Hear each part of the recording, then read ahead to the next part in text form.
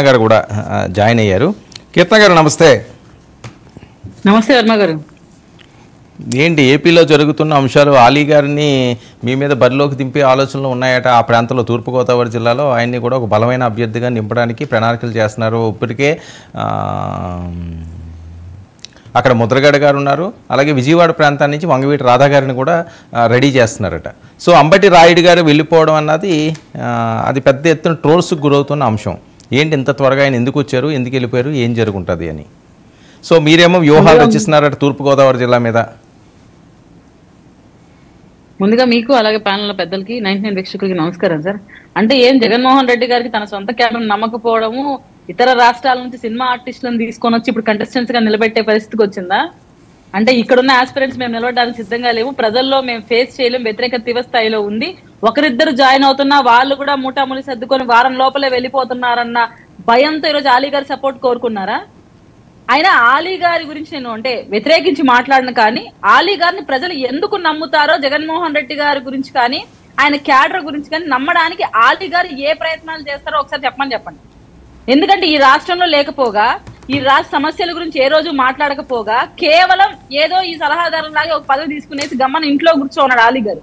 ఈ రోజు వచ్చి రాష్ట్ర రాజకీయాలను శాసిస్తాను, మాట్లాడతాను, నేను ఈ ఏపీని ఉద్ధరిస్తాను, ఎక్కడ నిలబడితే అక్కడ గెలిచి చూపిస్తాను అంటే ప్రజలను వెళ్ళి పూలేం కాదు సార్, వాళ్ళకి బాగా అన్ని తెలుసు. జగన్మోహన్ రెడ్డి గారు ఆటాడించే నాటకంలో శ్రీరెడ్డి ఎలా అయితే పోసాని కృష్ణమురళి ఎలా పావులో ఆలీ గారిని కూడా ఈరోజు రాష్ట్ర ప్రజలు అలాగే చూస్తారు. ఎందుకంటే ఏ రోజైనా ఇక్కడ సమస్యల పట్ల అవగాహనతో మాట్లాడి ఈ సమస్యల పరిష్కారం కోసం అడుగులేసి ఉంటే నువ్వు నిలబెట్టినా గెలుస్తారనుకోవచ్చు. నేనైతే ఒకే స్టేట్మెంట్ ఇస్తాను సార్, ఇక్కడ ఆయనకు నిలబడడానికి అభ్యర్థులు లేకపోవడము, వ్యతిరేకత ఉండడము, తద్వారా ఆయన ఏం చేయాలో అర్థం కాక ఇలాంటి ఆర్టిస్టులను ఈరోజు తీసుకొని వచ్చి ఇక్కడ నిలబెడుతున్నారు. నిజంగా ఆయన ఆర్టిస్ట్ అయి ఉండి కూడా ప్రజా సమస్యల మీద పోరాడి ఉంటే ఆయన కంటెస్టెంట్ గా పెట్టున్నా మేమేమి వ్యతిరేకించున్నాం. ఏ రోజు ఇంతవరకు ఒక్కసారి కూడా ప్రెస్ ముఖం ముందరికి వచ్చి ఇక్కడ సమస్యల గురించి మాట్లాడలేదు. అటువంటి వ్యక్తి ఈరోజు నిలబడతారు, అది పవన్ కళ్యాణ్ గారికి పోటీగా. అంటే రాష్ట్ర సమస్యల పక్షాన పోరాడుతున్న ప్రజా నాయకుడు పవన్ కళ్యాణ్ గారు, నువ్వు ఏ స్వార్థం కోసం వైఎస్ఎస్పీ పార్టీలో చేరావో, ఎవరి కోసం పనిచేసావో, ఎవరి పక్షాన్ని నిలబడ్డావో ఒకసారి ఆలీ గారు కూడా బేరీ చేసుకుంటే వాళ్ళిద్దరి మధ్య ఎలాంటి సమృద్ధి ఉంది అనేది రాష్ట్ర ప్రజలకు తెలుస్తుంది. మరొక విషయం ఏంటంటే జగన్మోహన్ రెడ్డి గారికి పాపం నిద్ర పట్టక ఫ్రస్ట్రేషన్ లో ఎవరో ఒకరు వచ్చి జాయిన్ అవుతారు, అంత ఊరట వస్తుందిలే అనుకునేటప్పటికి ఈయన హ్యాండ్ ఇచ్చి బయటకు వచ్చి మరి అఫీషియల్ పేజ్ లో డిక్లేర్ చేశారు నేను వైసీపీకి దూరం అవుతున్నారని. అంటే ఉన్నవాళ్ళు పోయా, వచ్చిన వాళ్ళు ఉండకుండా పోయా, ప్రజల్లో వ్యతిరేకత ఉండే. ఎస్పెషల్లీ దీనికన్నిటికి కారణం ఏంటంటే ఇప్పటికీ స్టిల్ ఈ రోజుకి కూడా ఇంకా పెన్షనర్లకు పెన్షన్ పడలేదు, జీతాలు పడట్లేదు, సమస్యలు చుట్టుముడుతున్నాయి రాష్ట్రాన్ని, అప్పుల దిశగా ఉంది ఆ రాష్ట్రం. కానీ తడిగుడ్డేసుకొని ప్రజా క్షేత్రంలోకి వచ్చే నాయకులు ప్రజల పక్షాన మాట్లాడకుండా ప్రతిపక్ష నేతలు దుమ్మెత్తిపడంలో, విషం చిమ్మడంలో ముందున్నారు.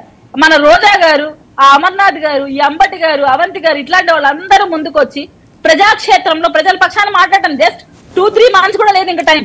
ఇప్పుడు మీరు ప్రజాక్షేత్రంలోకి వచ్చి ప్రజల గురించి మాట్లాడాలి కదా. ఎస్పెషల్లీ రోజా గారు ఒక వీడియో మీరు కూడా చూసే ఉంటారు, వైరల్ అవుతా ఉంది.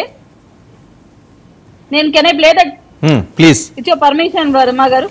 మీరు రోజా గారిని వదలరు కదా, కానివ్వండి. ఆమె ప్రజలు మొదలు పెడుతుంటే కదా అనౌన్స్ చేసుకోవచ్చు, ఎవరైనా పాదయాత్రలు స్ట్రైట్ గా పెట్టండి, పబ్లిక్ మీటింగ్ పెట్టచ్చు. కానీ వాళ్ళు చెప్పే అజెండా ప్రజలకి నమ్మశక్యంగా ఉన్నప్పుడే వాళ్ళు సపోర్ట్ చేస్తారు. కాబట్టి ఎవరో వస్తారు ఏదో చేస్తారని భయపడే క్యారెక్టర్ జగన్మోహన్ రెడ్డి కాదు అనేది ఇప్పటికే మీకు అర్థమై ఉంటుంది. ఈ రోజేం కొత్త కాదండి, ఎక్కడైనా అధికార పార్టీ విమర్శలు ఎదుర్కోవటం ఈ దేశంలో మనం చూసాం. వీడియో ఇవ్వండి అమ్మా. ఎక్కడ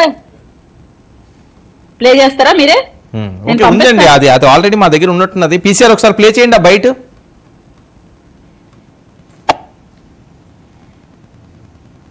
చెప్పే అజెండా ప్రజలకి నమ్మశక్యంగా ఉన్నప్పుడే వాళ్ళు సపోర్ట్ చేస్తారు. కాబట్టి ఎవరో వస్తారు ఏదో చేస్తారని భయపడే క్యారెక్టర్ జగన్మోహన్ రెడ్డిది కాదు అనేది ఇప్పటికే మీకు అర్థమై ఉంటుంది. ఈ రోజు ఏం కొత్త కాదండి, ఎక్కడైనా అధికార పార్టీ విమర్శలు ఎదుర్కోవటం ఈ దేశంలో మనం చూసాం. కానీ జగన్ అన్న అపోజిషన్లో ఉన్నప్పుడు కూడా అధికార పార్టీని తిట్టకుండా జగన్ గారినే తిట్టిన దాఖలాలు మనం కళ్ళారా చూసాం. సో జగన్ గారిని చూసి కడుపు మంటతో ఎంతోమంది ఎన్నో మాట్లాడతారు.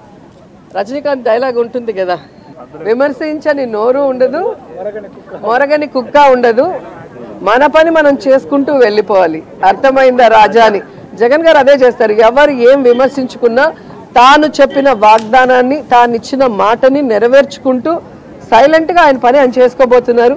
ప్రజలు గమనిస్తున్నారు కాబట్టి ఈరోజు 2019 నుంచి ఈ రోజు వరకు ఏ ఎన్నికలు వచ్చినా కూడా వార్ వన్ సైడ్ అన్నట్టుగా జగనన్నకే సపోర్టివ్గా ఉన్నారు అంటే అర్థం అదే.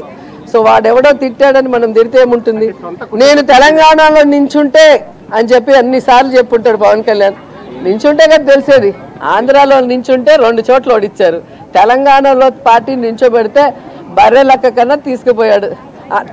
అంటే ఎంత మీ మీడియా హైప్ చేసినా పవన్ కళ్యాణ్ లోకేష్ని జాకీలు పెట్టి ఎత్తాల్సిందే కానీ ఆ జాకీలు ఇరిగిపోతున్నాయి, వాళ్ళు మాత్రం పైకి రావట్లేదు. అదే సునకానందం. ఇప్పటి వరకు 170 చోట్ల అనౌన్స్ చేయలేకపోయారు. సో ఎక్కడైనా ఎవరైనా కొట్టాడుకొని బయటకు వస్తే వాడికి సీట్ ఇద్దామా అనే ఆలోచన. సో అలా ఎవడొచ్చినా కూడా వాడి ఓడిపోవడం తప్ప ఇంకోటి కాదు. ఎందుకంటే గతంలో కూడా మీరు చూశారు, జగనన్న అజెండాతో గెలిచిన 23 మంది డబ్బు కోసం, పదవుల కోసం తెలుగుదేశం పార్టీకి వెళితే 2019 రైట్. కీర్తన గారు, ఆవిడ టార్గెట్ కూడా మీరే. మేము అధికారం ఫామ్ చేయబోతున్నాం కాబట్టి మమ్మల్ని టార్గెట్ చేస్తున్నారు. ఆ విషయం మీరు గుర్తుపెట్టుకోవాలి.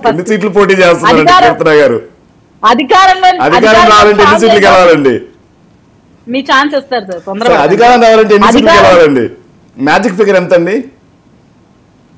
మీకు ఛాన్స్ ఇచ్చినప్పుడు మీరు మాట్లాడారు. అధికారం అన్నారు కాబట్టి అధికారం రావాలంటే మ్యాజిక్ ఫిగర్ ఎంత? నాకు వేయండి. మీ ఛాన్స్ ఇచ్చినప్పుడు నాకు క్వశ్చన్ చేయండి, అప్పుడు నేను నెక్స్ట్ టైం ఆన్సర్ చేస్తాను. చిన్న క్లాస్ క్వశ్చన్ ఏమనుకోకండి. అధికారం రావాలి అంటే ఎన్ని సీట్లు గెలవాలి మేడం? ఆన్సర్ చేయడానికి నేను మీ ప్యానలిస్ట్ కాదు, నేను వర్మ గారు పిలిస్తే వచ్చాను. మీకు ఆన్సర్ చేయాల్సిన అవసరం నాకు. వర్మ గారు, విమర్శించే నోరు ఎవరిదో అందరికి తెలుసు, మొరిగే కుక్ ఎవరో అందరికి తెలుసు. నీకు అర్థమైందా రాని అని నేను అడుగుతున్నా. విమర్శించే నోరు నీది, మొరిగే కుక్కలు మీ పార్టీ వాళ్ళు. నీవు అర్థం చేసుకోవాలి డైమండ్ రాని, గుర్తుపెట్టుకో. ప్రజాక్షేత్రంలోకి వచ్చినప్పుడు నువ్వేం చేసావు, నీ అన్న ఏం చేస్తున్నాడు, మీకే ఉద్దేశంతో ప్రజల దగ్గరికి వెళ్తున్నారు, ప్రజలు మనని ఎలా పొందారనే మాట నువ్వు మాట్లాడాలి. పనికిమాల స్టేట్మెంట్లు ఇస్తూ ఎప్పుడు చూసినా వ్యక్తిగత విమర్శలకు పాల్పడుతూ నీ నియోజకవర్గ అభివృద్ధి పక్కన పెట్టి, నీ శాఖ అభివృద్ధి పక్కన పెట్టి, నోరు జారి నోటి పారుదల శాఖ అని ఒక శాఖను ఏర్పాటు చేసుకొని వాగేదాన్ని నువ్వు వచ్చి పవన్ కళ్యాణ్ గారి గురించో లోకేష్ గారి గురించో మాట్లాడితే నీ స్థాయి తగ్గుతుంది, వాళ్ళ స్థాయి పెరుగుతుంది. రోజా గారు గుర్తుపెట్టుకోండి ఆ విషయం. ఈరోజు సజ్జల గారు ఒక స్టేట్మెంట్ గుర్తు చేస్తాను. వర్మ గారు, షర్మిల గారు చంటిపెట్ట డబ్బా పాలతో పాలు తాగేస్తున్నారు. లేకుంటే ఏంటి సార్, చంద్రబాబు నాయుడు గారు ఆమె వెనకటి కుట్ర చేస్తున్నారంట. ఈమెకు తెలీదా ఏ పార్టీలో ఉండాలి, ఎక్కడ ప్యాకేజ్ తీసుకోవాలి, ఎలా బయటకు రావాలి? ఆమెకు తెలీదా? సజ్జల గారు చెప్పడం ఏంటంటే చంద్రబాబు నాయుడు గారి ఇన్స్ట్రక్షన్స్ మీద ఆమె వస్తుందంట. మరి మీ ఏ ఇన్స్ట్రక్షన్స్ మీద గతంలో ఆయన ప్రశాంత్ కిషోర్ తెచ్చుకొని స్టడీ చేశారు. గతంలో ఆమెను ఊరంతా దిప్పి పాపం ఆమె ప్రజాక్షేత్రంలో ఉండి మీ అందరిని గెలిపిస్తే ఎలా తరంగి కొట్టారు? వివేక గారు అడుక్కున్నా ఎందుకు ఆమెకు ఎంపీ ఇవ్వలేకపోయారు? ఆమె హత్య గురించి, వివేక గారి హత్య గురించి ఆమె మాట్లాడుతున్నా ఎందుకు ఆమె నోరు నొక్కే ప్రయత్నం చేశారు? అంటే ఆమె రాజకీయంగా ఎదిగితే జగన్మోహన్ రెడ్డి గారికి ఇబ్బంది కాబట్టి ఆమె నోరు నొక్కే ప్రయత్నం చేసి ఆమె వ్యక్తిగత ప్రయోజనాల కోసం పక్క రాష్ట్రం ఎత్తుకున్నామే. ఆమె ఏదో అక్కడ రాజకీయంగా లబ్ధి పొందామని అక్కడ కూడా ఆమె చుక్కెదురా. ఈ రోజు ఆమె పార్టీని విలీనం చేసుకుంది కాంగ్రెస్ లో. నువ్వు మాట్లాడితే ఆమె తెలివితేటలు, ఆమె పడిన ఇబ్బందులు, ఆమె వ్యక్తిగత ప్రయోజనాల కోసం ఆ పార్టీ విలీనం చేసుకుంటే చంద్రబాబు నాయుడు గారు కుట్రకోణం ఉందంట దీంట్లో. మరి మీ కుట్రకోణం లేదా? ఆమె రాజకీయంగా తొక్కడం కోసం మీరు చేసిన ప్రయత్నం అందరికి తెలీదా? మీరు రాజకీయ లబ్ధి కోసం సొంత చెల్లెల్ని రోజు నాశనం చేసిన జగన్మోహన్ రెడ్డి గారు కాదా? వ్యక్తిగత వ్యక్తిగతంగా మాట్లాడితే కీర్తన గారు మీకన్నా బలంగా, మీకన్నా సాక్ష్యాధారాలతో పవన్ కళ్యాణ్ ని బట్టలిపి బజార్లో నిలబెట్టగలం. దయచేసి వ్యక్తిగత విమర్శలు వద్దండి, రాజకీయ పాలసీ పరంగా మాట్లాడండి. వ్యక్తిగతంగా మాట్లాడితే పవన్ కళ్యాణ్ ని బట్టలిపి బజార్లో నిలబెట్టగలం విత్ ఆధారాలతో కలిపి. ఎందుకు ఆధారాలు